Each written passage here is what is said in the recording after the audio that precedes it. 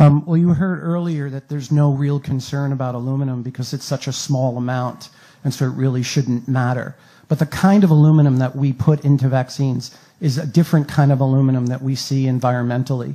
This is called a nanoparticle, and nanoparticles bind really tightly to the bacteria antigens, the virus antigens, the food protein antigens, and any other contaminants that are in the vaccines that we may not know about. And we know that the biochemical properties of nanoparticles is that they are capable of entering the brain. And so we have not evaluated the safety of the aluminum nanoparticle and its injection and where it goes when it gets into the body and whether it gets into the brain. Do vaccine ingredients belong in the brain? No. Do they get into the brain? No one has ever studied it. But animal studies using the same chemicals that are in vaccines that we give to children directly demonstrate that the vaccine ingredients do enter the brain. We are ignoring this information. There are scientists in Europe who've actually done studies on the aluminum nanoparticle and have shown that it can persist in the brain for years and decades. And so what we're seeing is a large outbreak of neurodevelopmental disabilities in adults, including Alzheimer's. And one of the main factors that they're finding in the brains of people with Alzheimer's is the aluminum nanoparticle that's directly related to the vaccines that we're giving.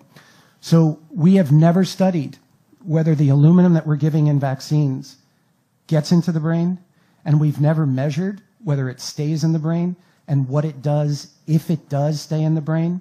But we do know that vaccines are supposed to cause inflammation in the body.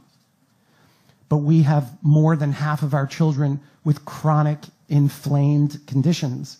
And we've never allowed ourselves to ask the question, if the vaccines cause inflammation acutely, do they continue to create inflammation chronically? We have 1 in 5 with neurodevelopmental disabilities, 1 in 10 with ADD and ADHD, 1 in 35 with autism, 1 in 11 with asthma, and 1 in 20 under the age of 5 with seizures. And the autoimmune diseases are exponentially rising, and we are finding that the viruses and the bacteria that we're injecting into the body, along with the adjuvants, create something called molecular mimicry, which means the body sees those viruses thinking that it's foreign, but actually finds pieces of those viruses that match pieces of the self. And the immune system doesn't differentiate between what it's been told to reject and itself. So it will turn the immune system on itself, leading to an autoimmune condition. We know this about hepatitis B, we know it about the Gardasil vaccine, and we know it about the flu vaccine.